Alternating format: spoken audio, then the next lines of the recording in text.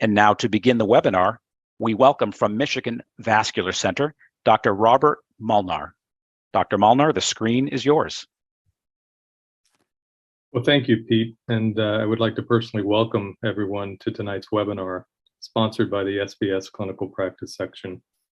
I am a member of the Michigan Vascular Center, which is a private practice group in mid-Michigan, and it's in its 59th year of providing comprehensive care to our community. I'm currently the chair of the SBS Clinical Practice Section. I'm a member of the SBS Executive Board, as well as the SBS BQI PSO Executive Committee. My co-moderator tonight, this evening, is Dr. Geetha Jayabalan. Geetha is the vice chair of our community practice section. She's also a vascular surgeon at MedStar Heart and Vascular Institute. The SBS Clinical Practice Section is committed to providing education, advocacy, and member benefit with specific focus and attention to those in community practice. In responding to member requests, we have put together tonight's webinar on financial wellness. All physicians put in enormous efforts in their education and training, but the education and training does not include one of the most important aspects for wellness for a successful career, and that aspect is financial success and financial wellness. We therefore are very excited to offer tonight's webinar, Monies for the Vascular Surgeon. Our presenter tonight is Mr. Alan Gassman. Mr. Gassman, a board-certified trust and estate lawyer, provides financial information for vascular surgeons at all stages of their careers. Mr. Gassman presents at the annual Moat Vascular Foundation Symposium, presents at other national symposiums, and has authored several books. Mr. Gassman is going to share information about basic financial management, unnecessary costs that reduce retirement resources, creditor protection, estate planning, tax consequences, insurance needs, and asset protections. That's a lot to cover, but we're very happy to have Mr. Gassman here with us, and so please help me in welcoming Mr. Gassman. Mr. Gassman, the screen is yours. Well, thank you very much, and I can't imagine that a group of vascular surgeons would want anything other than to talk to a lawyer tonight. But here I am, right in front of you, to give you very, very important information.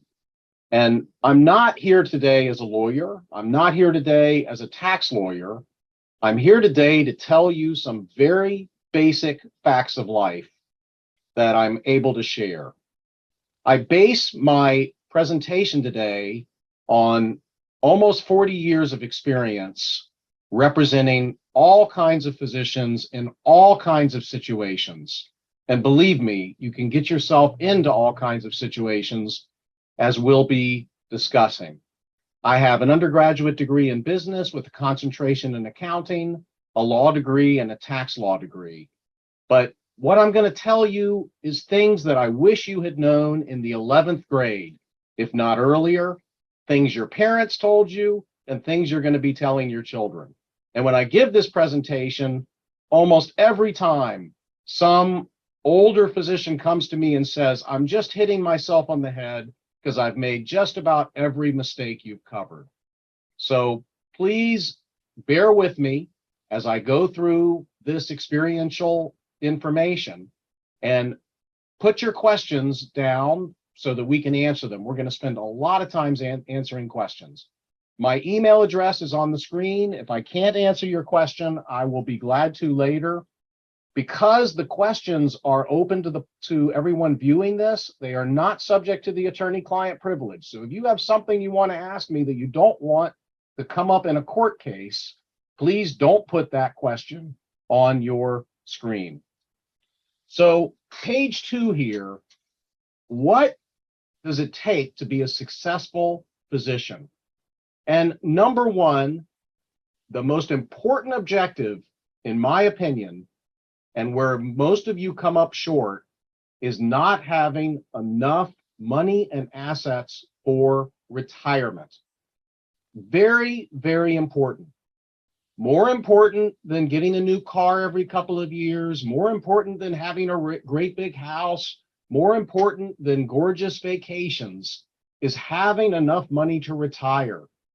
knowing that you will be able to walk away from this profession if it ever gets to the point that you need to, and that you'll still be able to support your family and still be able to live comfortably.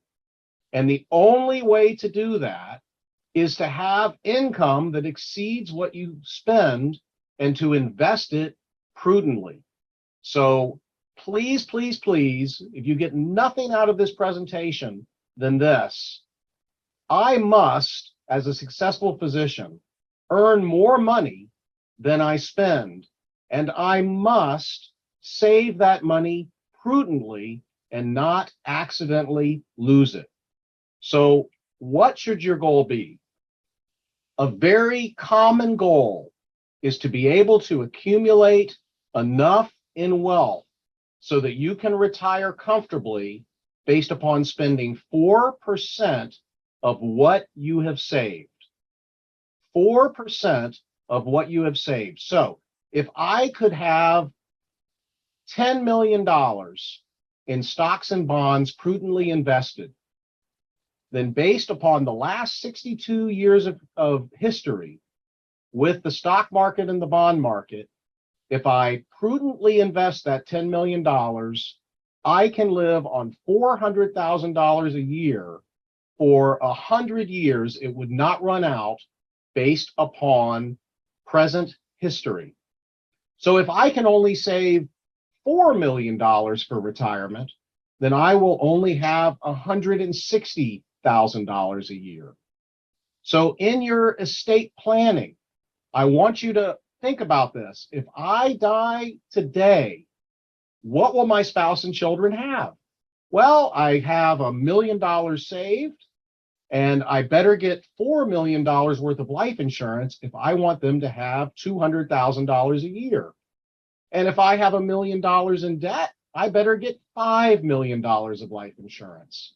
So that is the 4% rule. Now, other people say it's a 3% rule. Some people say it's a 6% rule.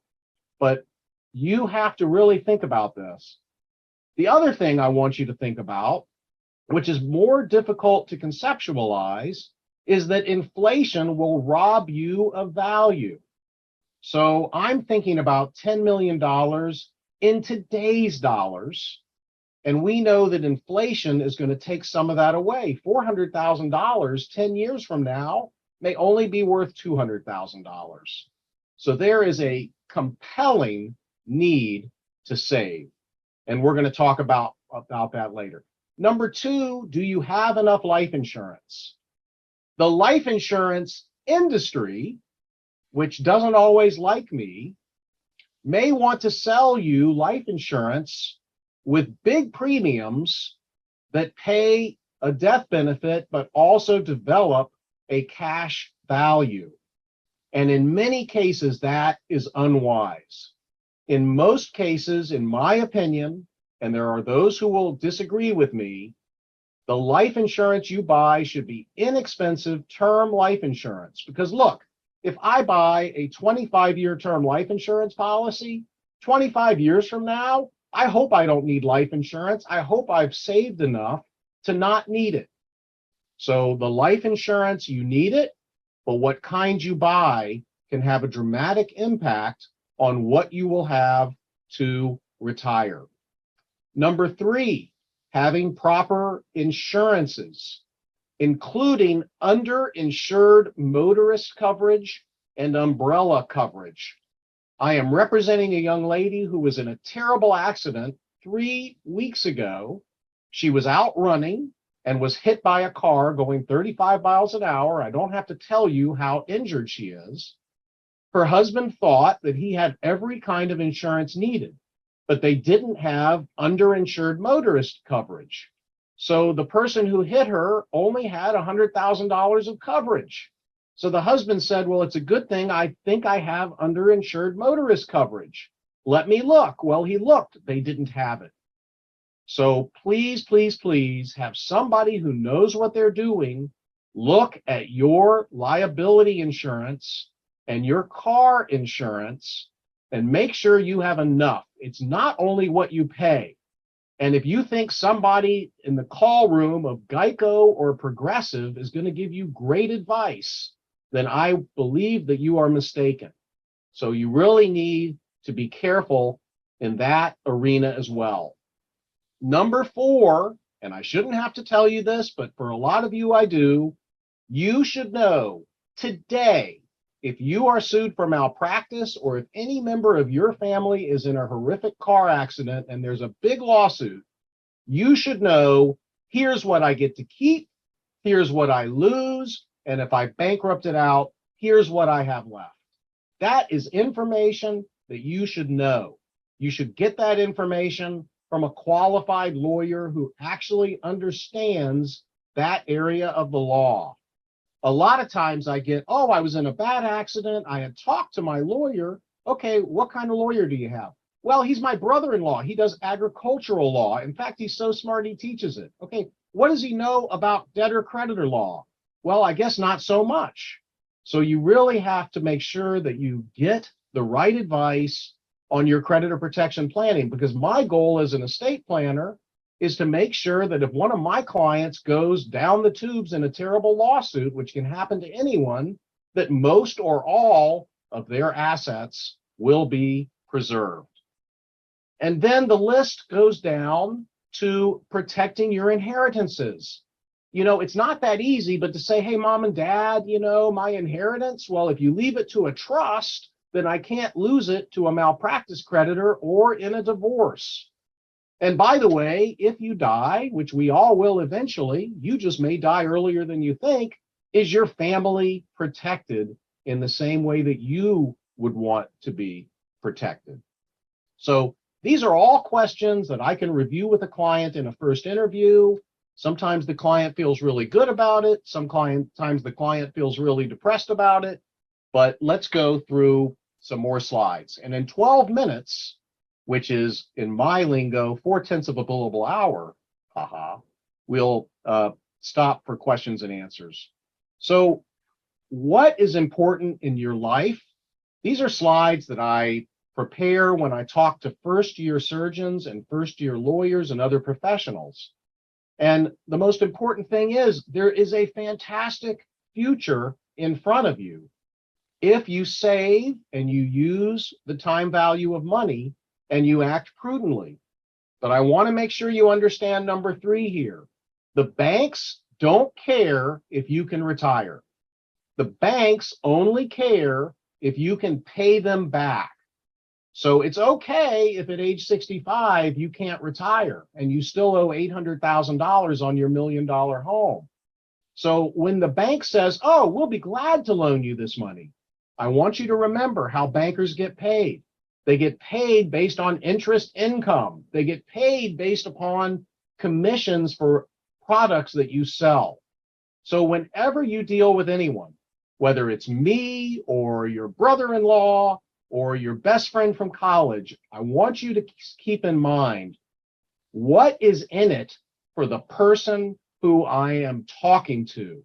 Why are they in this game?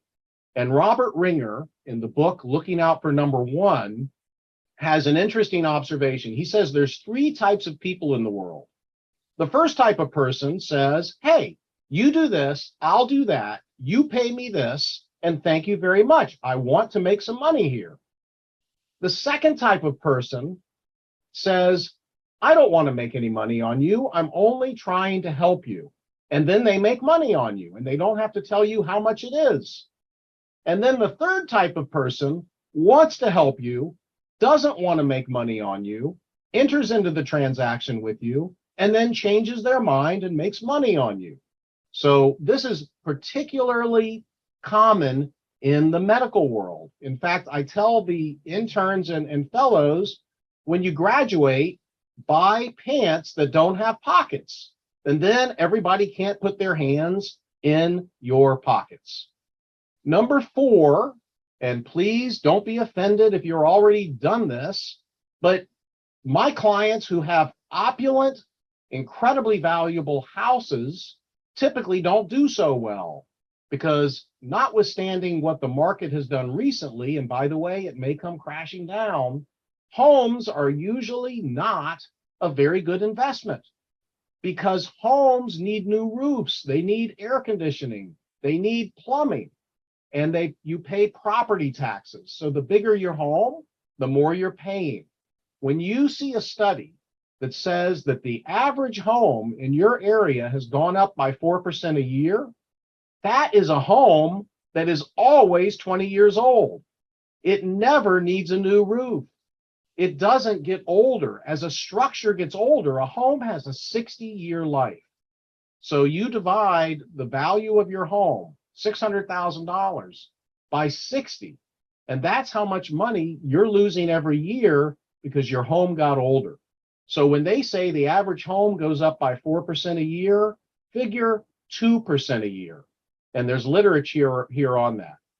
On the other hand, my stock and bond portfolio, which is very conservative and is 35% in bonds, short-term bonds, has averaged about 7% a year, while my home has averaged about 2% a year. And the difference is absolutely astounding.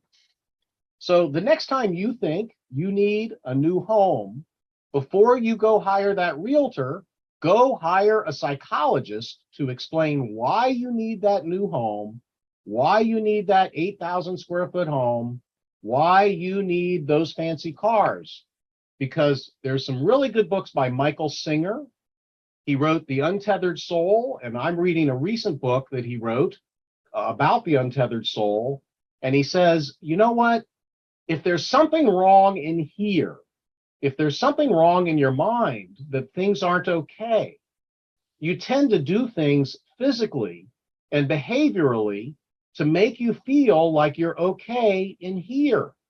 Well, you know, my physician clients who drive 3-year-old cars and live in 3,500 square foot homes and are married to the same person for 45 years, usually happily most of the time, don't have as much problems up here as my clients who are always having to show off, always having to be extravagant. If there's something that you're not happy with up here, then the cure is not a $20,000 a month credit card bill. The cure is not a fancy vacation. Those things may be nice, but they will not cure feeling not okay up here. So a heart-to-heart talk with your counselor or your hunting buddy or your best friend from high school may be a good idea. So what is your process here? How does all this happen? That a client of mine, age 65, has a $15 million net worth or a $30 million net worth, and then an equally good doctor with the same earnings, the same family situation, has a $2 million net worth. Well, I can tell you from years of experience that the more financially successful physician is somewhat organized or has somebody organizing her. So step one is, do you even know what you have? Do you know how it's titled? And guess what? It's okay that you work 60 hours a week, but instead of working 61 hours a week, would you just get organized and work 60 hours a week? Because there's A time and there's B time and there's C time. And B time is practicing medicine. A time is making important decisions financially for you and your family. Don't just go with the flow, or people will pick your pockets and you won't have enough to comfortably retire. So the second square is working with good advisors, not greedy advisors, not super cheap advisors, but advisors who are well qualified, who care about their reputation, and who treat you reasonably, and you can treat them reasonably. And that, quite honestly, is the biggest deficiency that I've seen in the professionals who work with doctors in the last 39 years, is finding a CPA, finding an investment advisor who can stay up at night worrying about your situation and not just view you as a situation where they can push a button on their computer, make as much money as possible, and go to the next doctor. We'll talk more about that, but professionals who care, Usually they are in your community and they have a reputation to protect, and they will look you in the eye. You will see the color of their eyes. They will see the color responsible for you without overcharging you. So then, will your advisors educate you on what you should have, why you should have it? Spend 40 hours in your lifetime learning how money works. Get a certified public accountant who will tell you how it works, who's interested in telling you how it works. You guys are twice as intelligent. A certified public accountant probably has a 125 IQ. You have a 145 IQ, but you haven't necessarily had the opportunity to learn. So please consider doing that. And then make some goals. One thing I do at the Mode Institute is I take 2 minutes and I shut up and I ask people to write down their goals. And at the end of that session, people come up to me with tears in their eyes and say, I never wrote down my goals. I never understood what was really important. I just have gone with the flow, and I'm 55 years old. And now I understand that what I really want is this and that. So print out these pages and write down what your goals are, because if you write down what your goals are, there's a good chance you'll reach them. And there's a very, very important saying, and that is, in order to do something great, you have to quit something else. So I want you to think about things you're doing, money you're spending, patterns of conduct you have that is causing you not to have the time to do what is most important. And yes, I'm racing through this because I want to cover a lot of area, but I just want you to think about this. The human brain always thinks that the person is logical. You know all kinds of screwed up people, and you know they all think that they are logical. And let me tell you, without doubt, we all have the same issue. My best friends can tell you all the ways I'm crazy and illogical, and your best friends can tell you too, except then they wouldn't be your friends anymore because you wouldn't even talk to them anymore. So read a book. My wife bought me this book. I wasn't sure why she bought it for me, but it was called You Are Not So Smart. And it's written by a very humorous, very well qualified United Kingdom psychologist. And it's good to know what your blind spots are and to think about your blind spots. The last thing I'm going to say before we break for some questions and give you a break from listening to this overbearing lawyer is stuff can happen from a liability standpoint. And your $1 million umbrella policy is generally not enough. A slip and fall, $12 million. A lady finds a needle on the pavement at Target, $6 million. A pizza delivery, $10 million. A stroke suit in the emergency room in Tampa, Florida, $116 million. Please do not assume that they will always settle for your limits. They will not always settle for your limits. And then here's one, an ex-client of mine. He was not a client at the time that he was sued. He had been a client before then. Jury verdict above policy limits. He goes home and he takes his life. So I have represented hundreds and hundreds of physicians defending nasty lawsuits. And believe me, the more coverage you have and the more assets you know you can keep if things don't go well, the more sleep that you will get. So I think we're going to open this up for questions and answers, and then I'm going to go further until about 8:50 after the questions and answers, and then we'll take more questions and answers. Excellent. Thank you, Alan. And Geetha, are you able to join on? Yes. Excellent. Welcome, Geetha, again, as co-moderator. Appreciate having you here.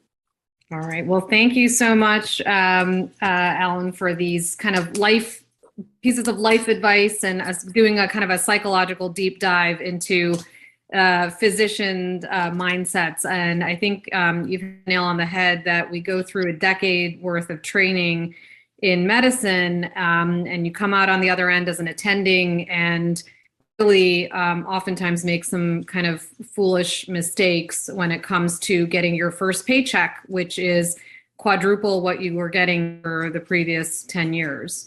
So this is very, very great advice. I have one question from the audience. I think Dr. Brown had wanted you to just kind of reiterate that 4% rule again, if you don't mind. And then I have a question as well to follow that. Right. Financial analysis of a typical stock and bond portfolio, which would be between 35 and 40% bonds and fixed income type of investments, 60 to 65%, a broad array of stocks, will most often, when you run all the history of 62 years, provide a continuing rate of return of approximately 4% above and beyond inflation. So if I leave my wife $10 million and she asks our financial advisor, how much can I spend of this portfolio each year and be very sure that it will not run out? The answer is somewhere between 3.5% and 4.5%. It's only a rule of thumb, but one of my favorite advisors says, live on 6%, but be able to cut back to 3% if things don't go well. And I think that kind of segues nicely into a question about if things don't go well. And by that, I mean disability insurance, and just wanted to maybe hear your 2 cents on that, and whether most of us are doing a good job of really doing our due diligence on adequate disability insurance, and what is really own occupation disability insurance. I know that's a whole talk in and of itself, but if you don't mind sharing your thoughts on that with the audience, that'd be great. Right. The more you pay for disability insurance, the safer you will be. It is absolutely essential that you have a good disability insurance policy. The own OC means that if you get hurt and you can no longer be a vascular surgeon, that you will get your benefits. If you don't have that, then you may have to do what one of my clients is doing who didn't have that. Because he can work as a high school science teacher, he doesn't get any disability insurance. His coverage would have only helped him if he can't get another job. And the biggest threat that you have is a lot of you are working for big practices or big organizations, and they're giving you what I call temporary disability insurance. The disability insurance policy that I have goes wherever I go, and it can cost a lot of money. But if I work for a big law firm and I'm on their group policy, that's all fine. But when I leave the law firm, I lose that benefit.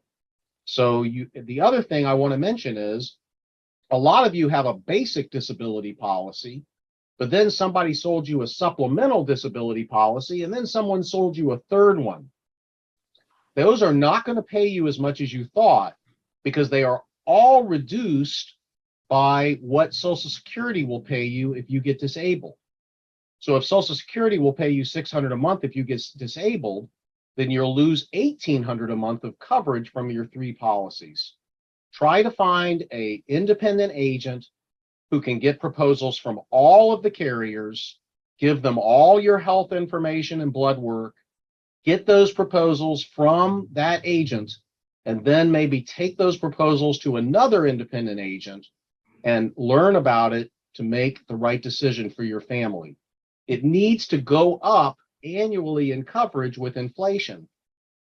One other thing I'll mention is a lot of you are in your late 50s and 60s, and you don't need that disability insurance policy anymore, and it may only cover you to age 65. So we find a lot of clients come to us, they don't need the disability insurance coverage anymore, but they're still paying those premiums. So you might want to keep that in mind.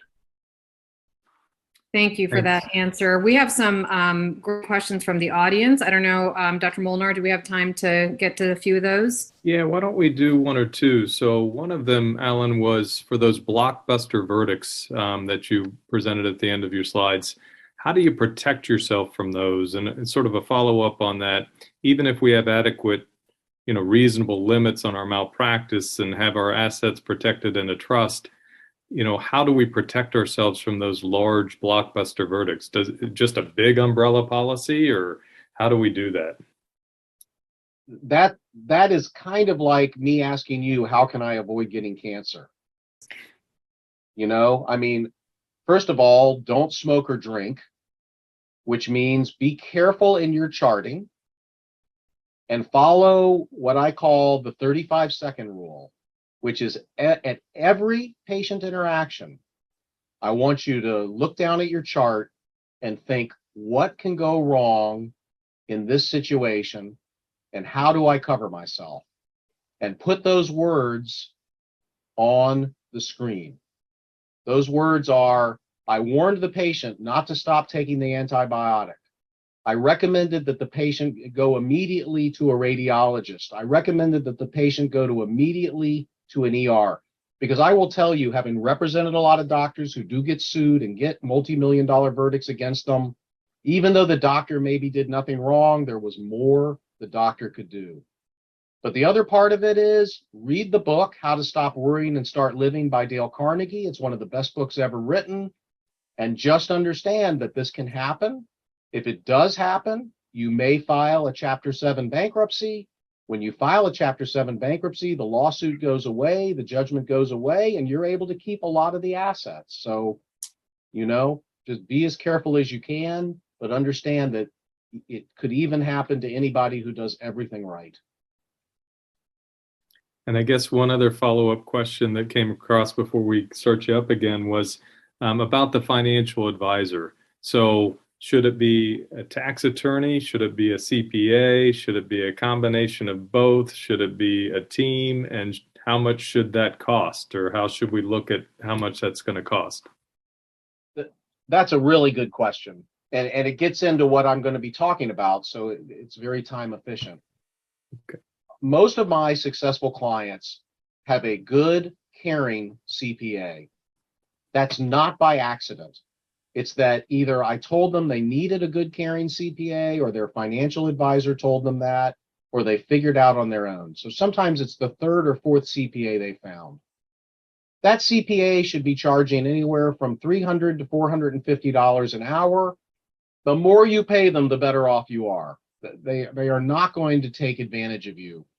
As long as they don't sell investments and you're paying for the time you spend with them and for reasonable advice, they are your best friend.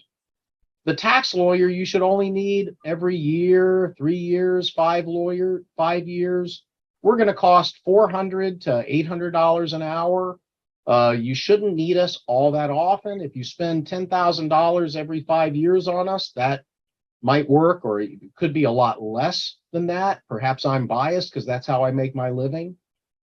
But when a client comes to me, if I have the conversations that we're having now, I can help make sure that they don't get taken advantage of by other people on the team. The investment advisor, I feel very strongly, you should pay the investment advisor money that you see paid to them, not on a commission that you don't hear about or that they can't explain to you, not because you bought this or they get a referral fee for that, not because they won a trip to Hawaii because you were the 7th policy they sold this month. You want a financial advisor. It's called fee for service, or called a fiduciary platform, where you know exactly what you pay them. And the rates go anywhere from 0.25% of the value of your portfolio to $5,000 a year to 0.8% of the value of your portfolio, but not 1.5% of the value of your portfolio. So that's a short answer. Now, on liability insurance, they get paid commissions, but they're not very large commissions. They are hardly paid enough. So I don't worry so much about liability insurance, casualty insurance. For those, I prefer to have an independent agency, somebody who hopefully has a master's degree in business, who works for an independent insurance agent, who will shop the various carriers and not say, well, I work for State Farm. State Farm is the best for you. State Farm is good, but it's not the best for everybody. On the life insurance side, an agent who is willing to sell you term life insurance without any pressure at all to sell you permanent life insurance.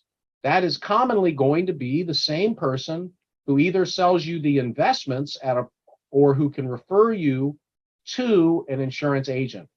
I have an insurance agent I often refer to. She does a great job, and she never offers permanent insurance to my clients.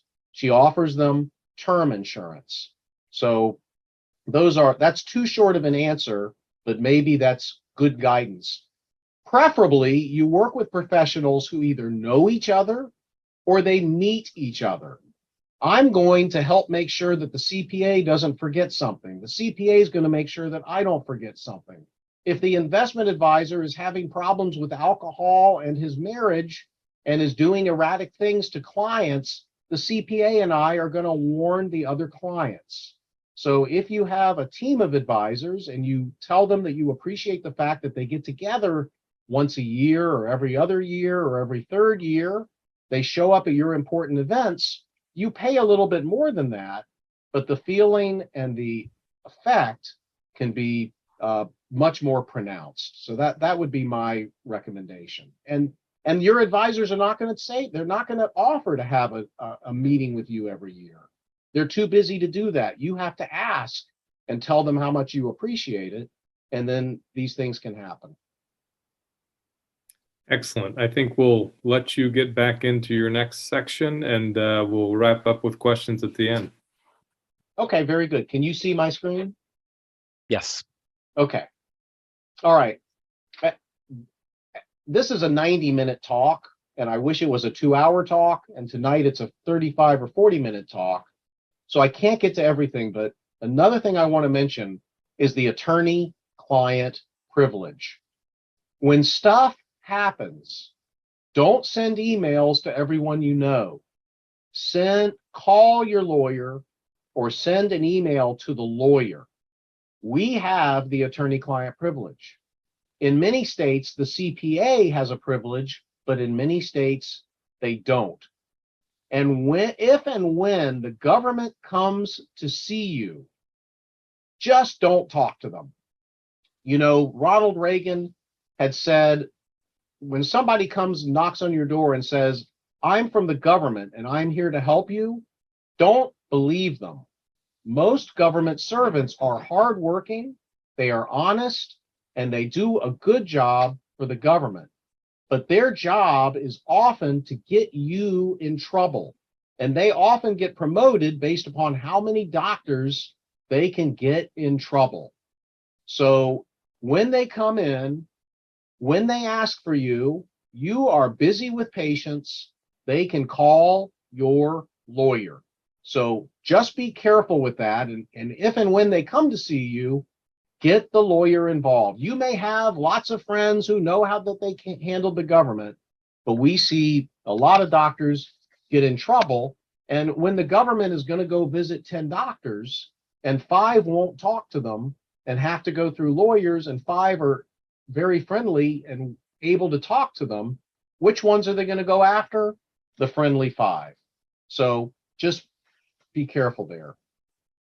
Another thing I want to mention is don't be a jerk and don't have relationships with jerks.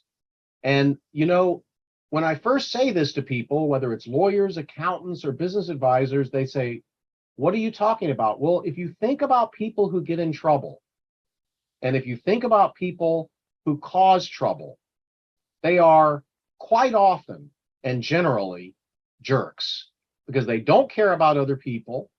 They tend to have aggressive or impolite behaviors. They tend to tell lies, and they tend to prey on people who are innocent and will go along with their charade. And in the malpractice area, a couple of ways you can spot these people when they're your patients. Number one, they are very nice to you, but they're very rude to your staff. I tell my staff, if there is any client or any referral source or any colleague of mine that is in any way rude to you, you tell me right away. Number one, I want to protect my team. My team is more important than my clients and more important than my referral sources because they make everything happen. But number two, quite selfishly, I know from experience that a client who is not nice to my staff eventually will turn on me. And I need to fire that client as politely as I can or suppress what I do for that client.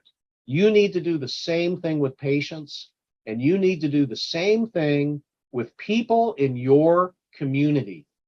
They may go to your church. They may go to your synagogue. They may play tennis with you.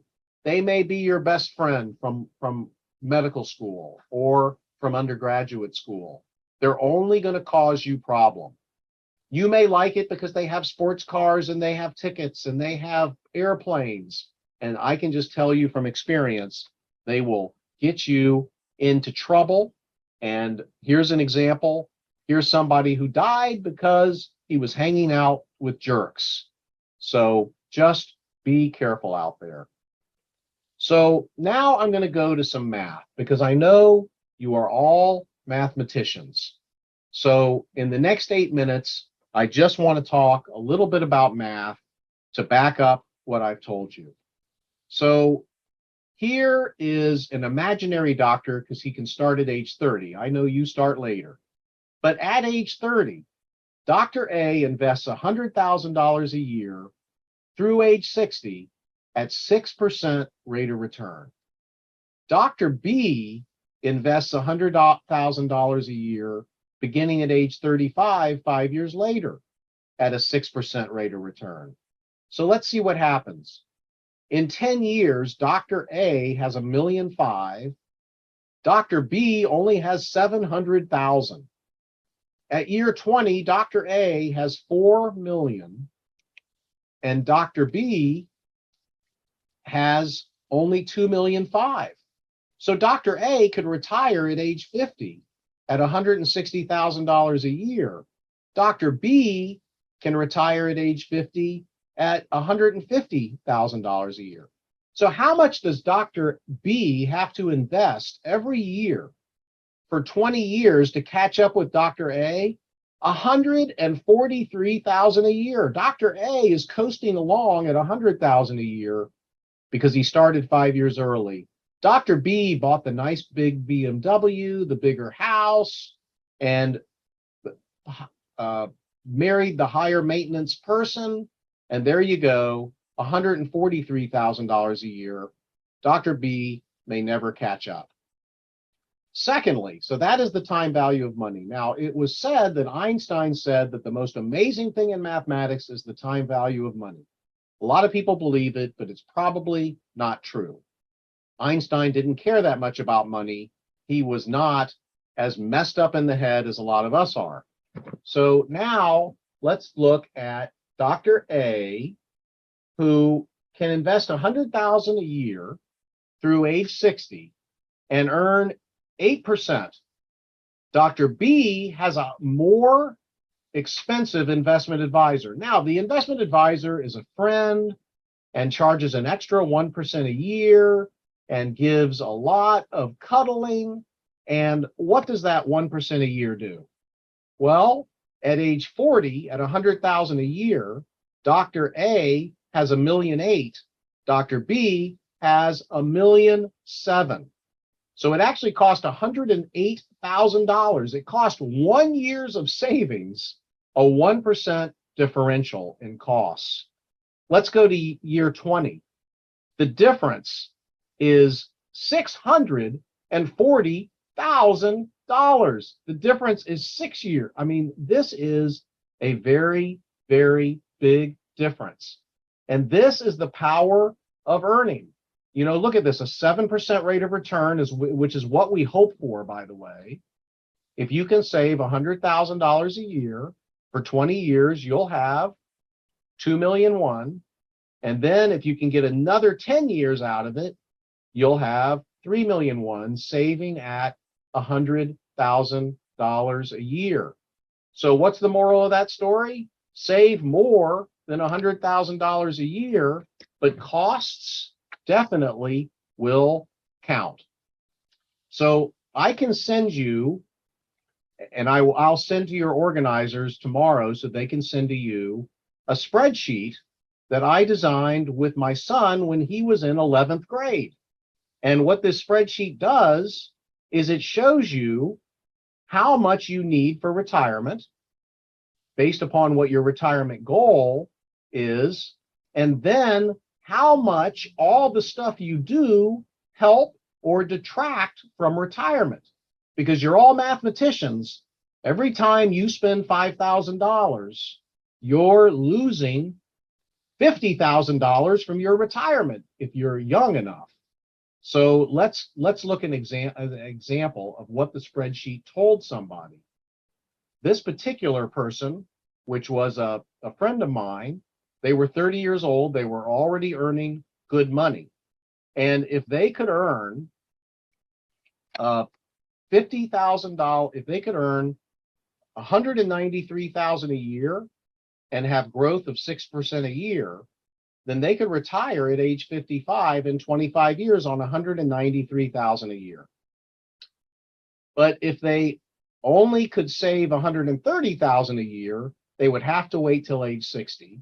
If they could only save $90,000 a year, they would have to wait until age 65. So let's see what are these columns? Well, one is how big is your home? Because your home only grows at 3.75% if you're lucky. Your investments are hopefully going to grow at a much higher thing. Next, let's be realistic. Are you going to buy a vacation home? I hope not. I hope you don't buy the vacation home until you're all set for retirement. My wife and I have enjoyed a $200,000 cabin on a river that we bought a few years ago. I would not enjoy $1,500,000 ski-in in Colorado because I know how much that would cost me from an investment point of view. How about college? Have you thought about college? Start saving early for college. It's going to cost a bundle. How about the wedding?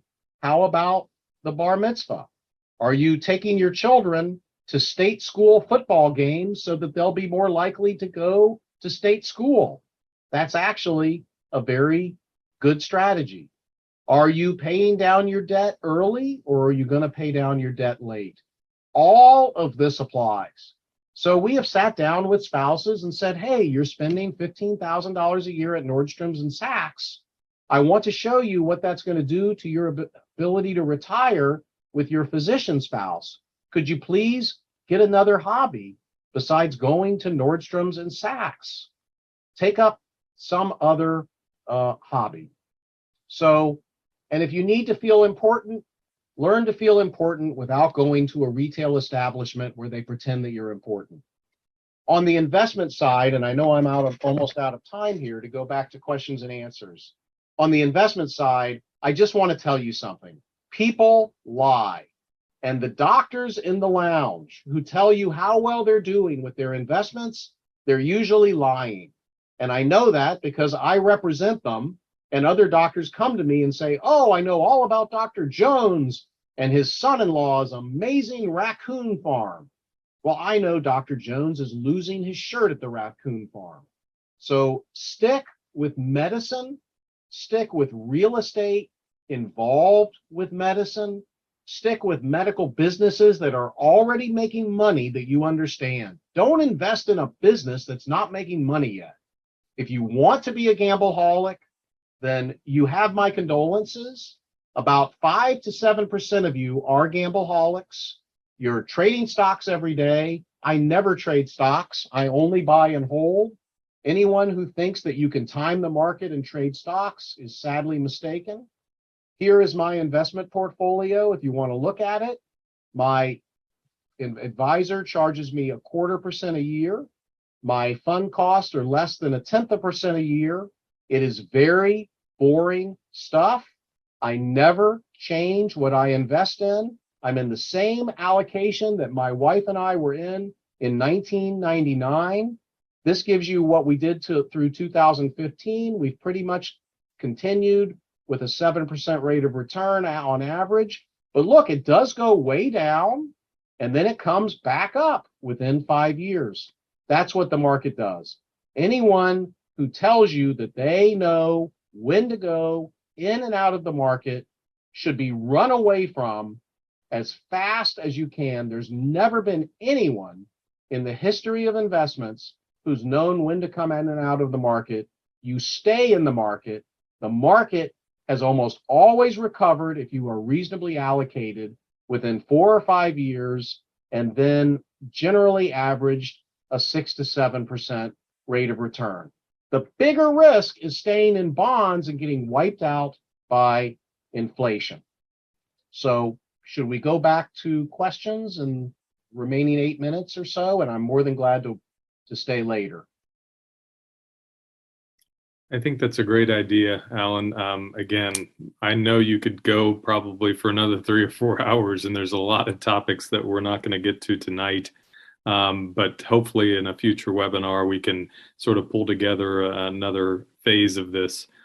Geetha, do you want to go with some of the questions? Yeah, there's a great question from Dr. Benjamin Pierce about kind of vetting fiduciary planners and trying to see, how to kind of check their qualifications, whether or not there's some type of certification so that you can know that you're with a trustworthy advisor. The best ones used to be CPAs.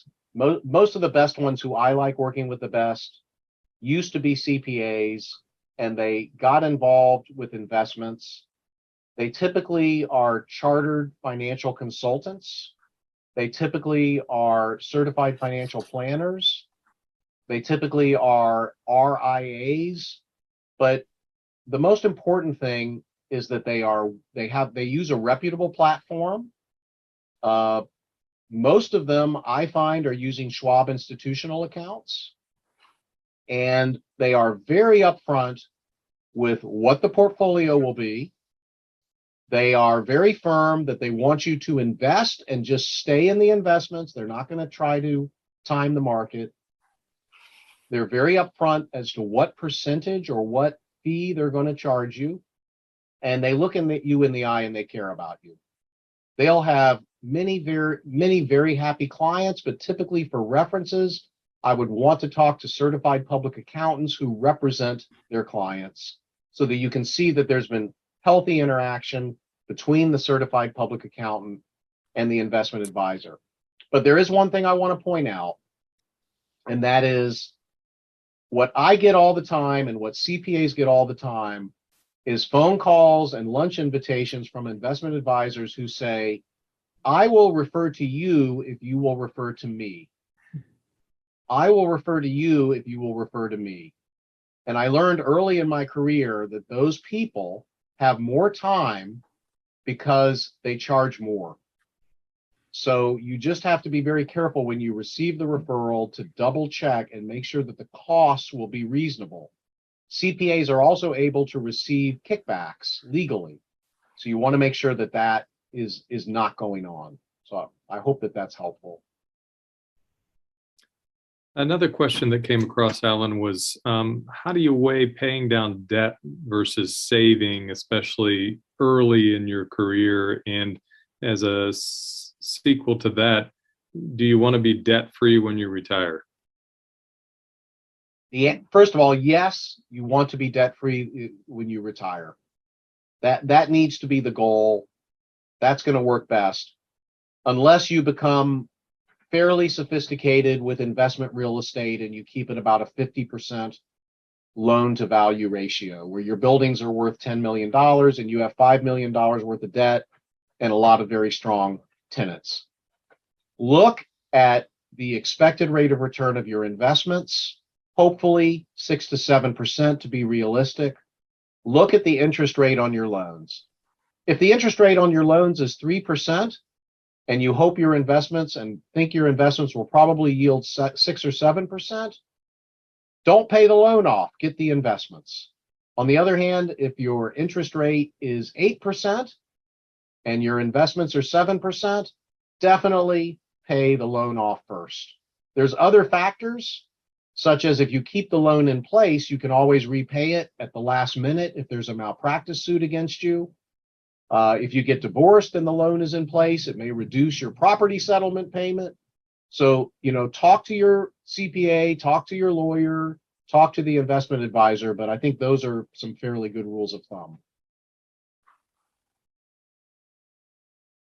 And speaking of investment advisors, there's kind of a plethora of these robo-advisor platforms out there that we're inundated with. Do you have any advice about those in particular, or how to utilize those effectively for those who may not be, formally going to a financial advisor? I do not have a lot of experience with the robo programs.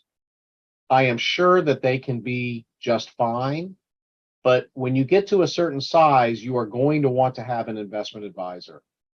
So if you're going to go with a robo program, I would go with one that is with a very reputable platform and that you are absolutely sure can be moved to an investment advisor later.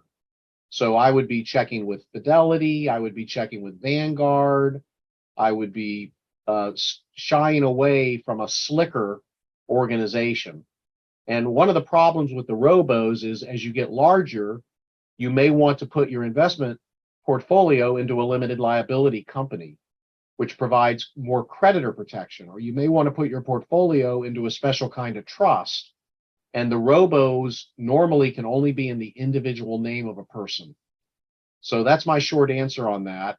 Before I did a robo, I would go ahead and spend a couple $1,000s with a good investment advisor and just try to make sure that I understand what that robo is about and how that's different than what an investment advisor may offer.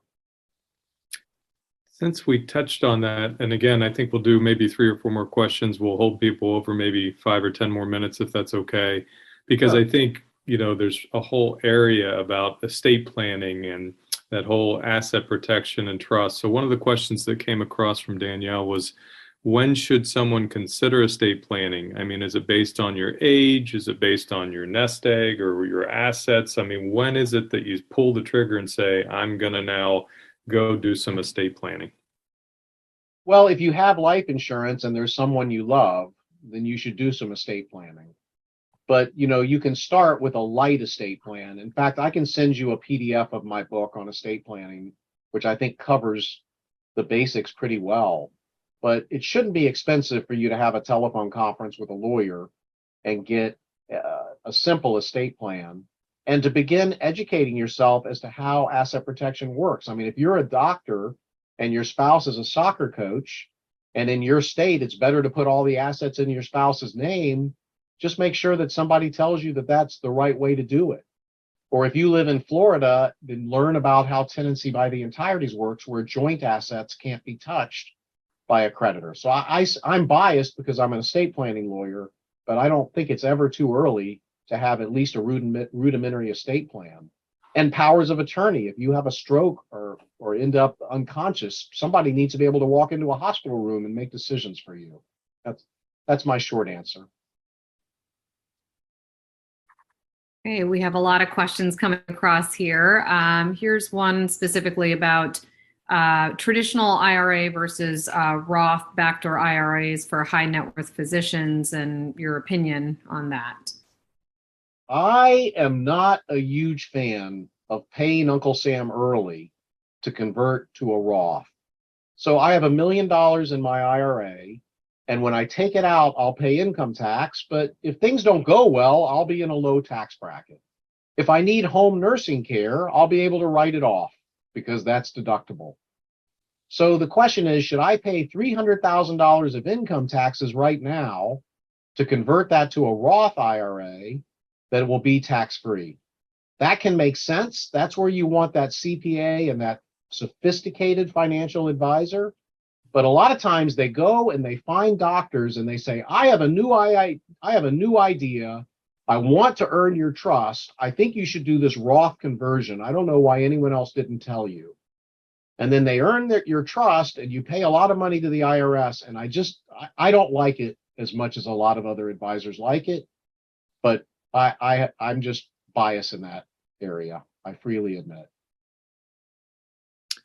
Follow-up question. When you're talking about saving $100,000 a year, does that include your 401k, your IRA, your HSA? You know, is it all investments together or is it something separate?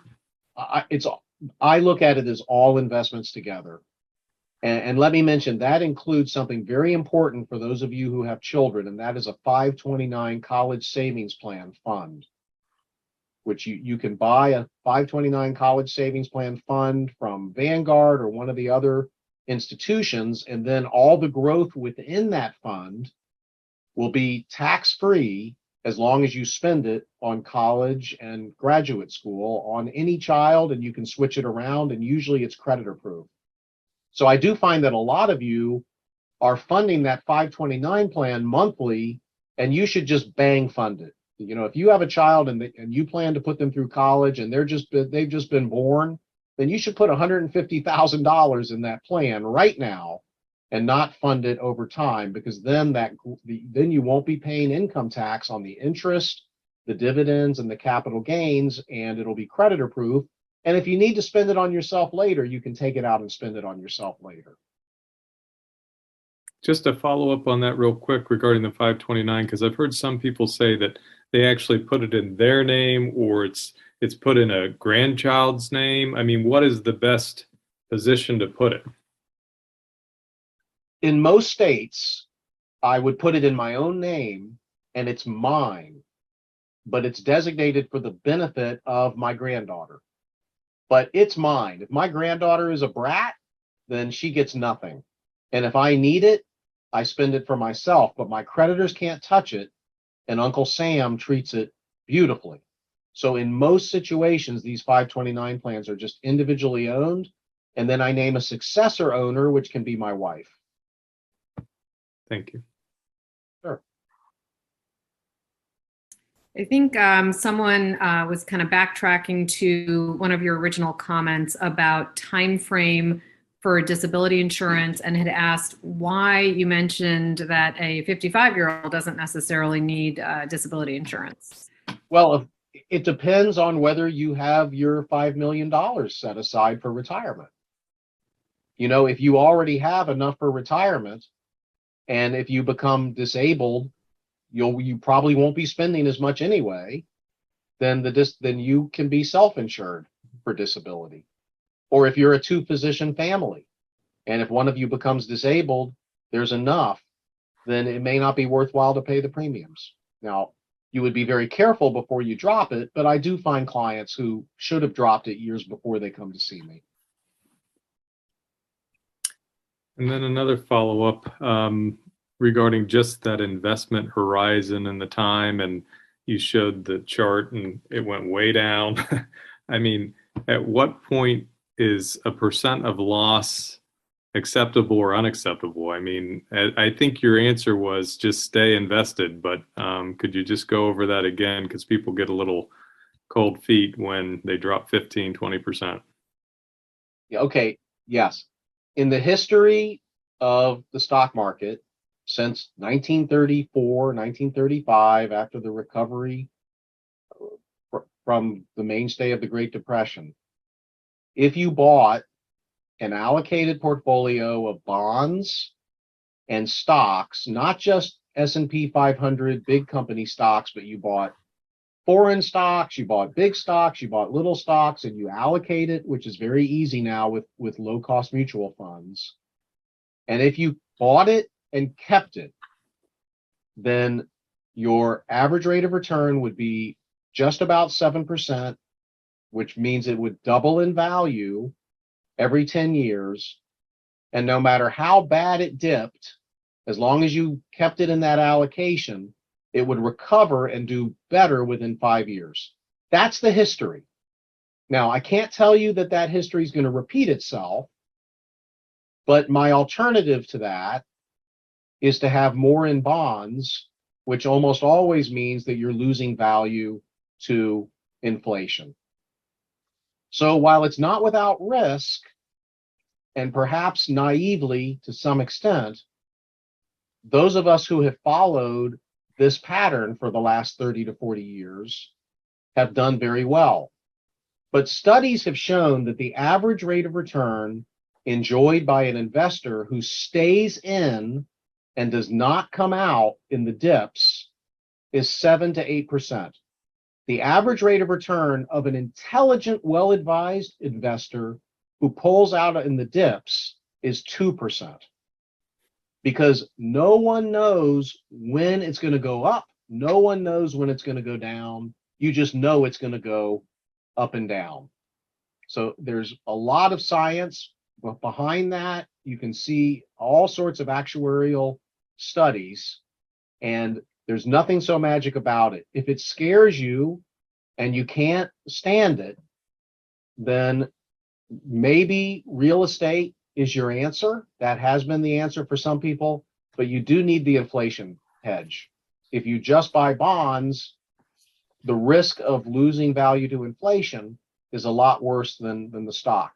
So the investment advisor my wife and I use over the years, the most important thing he did was say, don't sell, don't sell, just stay where you are, just stay where you are, just stay where you are. I don't know if that answers your questions or if you find the answer to be boring, but, and I mean boring as in overpowering, but there's good books I can recommend. The Bogle book on common sense investing, written by James Bogle, who pretty much was the founder of Vanguard, is a very, very good book. There's another book, an old book, but a wonderful book by an actuary named Bruce Temkin, Temkin, called The Terrible Truth About Investing. And that I read that book in, I think, 1996, and that really convinced me. And I'm just, my clients who have done that have done well. Let's do one more, Geetha. Looks like we just had a question come across about placing your assets in a trust, revocable versus irrevocable, and what your thoughts are on that. Yeah, a lot of mistakes in that area. Now, almost every estate plan I do for a physician has a will that says, on my death, put my assets in my revocable trust. And then that physician has a revocable trust, which says, when I die, anything in my trust gets handled by my alternate trustee, which may be my wife, my trust company, my cousin, whoever. And then when I die, anything in that trust avoids a court process called probate. So when I die, instead of having assets in my name and then having to hire a lawyer to go to the probate judge to jump through all the hoops, my wife can step right in. But most of my physicians do not have assets in their living trust because a creditor can reach the assets in your living trust. So the living trust avoids probate. It may avoid guardianship. It does not avoid creditors. So you need to have a customized estate plan by somebody who knows what they're doing, and they can tell you what should be in your trust, what should be in your spouse's trust, what should be in an LLC owned by you jointly. And it varies dramatically from state to state. And when you ask about who should be my lawyer, stick with a lawyer who has an AV rating in Martindale-Hubbell. If you go to martindale.com, we have a confidential peer review system that goes back 150 years. We can't pay extra money to get a better rating. With AVO, I could do all sorts of cool things and get a better rating. With martindale.com, it's confidential peer review, and you want somebody with a 5. Also known as an AV rating. And you want somebody who's board certified in tax or estate planning, in my opinion. And those people usually don't charge any more than the others, but typically they're just, it's more reliable. Excellent. Well, it's I think about 8:10 or 9:10 Eastern time. So I'd like to say we're going to have to end this. I think we could continue on this for many hours, but we're going to have to stop it this evening. I'd certainly like to thank Mr. Gassman for providing a wonderful overview of many of these factors needed for financial success and wellness. And there are likely many topics that we can get into much further, such as estates and asset protection. And so I think the questions would keep coming. I'd also like to thank Dr. Jabalin for co-moderating. And for those who attended the webinar this evening, the SVS Clinical Practice section will email out the details of how you receive Mr. Gassman's books and the financial spreadsheets. In addition, for those that are not currently members of the CPS, we'd ask that you please join and invite your colleagues to join at svscps@vascularsociety.org. This gives us an opportunity to provide this information, have contact with you, and then get information that you're interested in for future webinars. So once again, many thanks to Mr. Gassman for sharing his expertise and advice. I'd like to say good night to everyone and thank you for attending. Thank you very much. I appreciate it.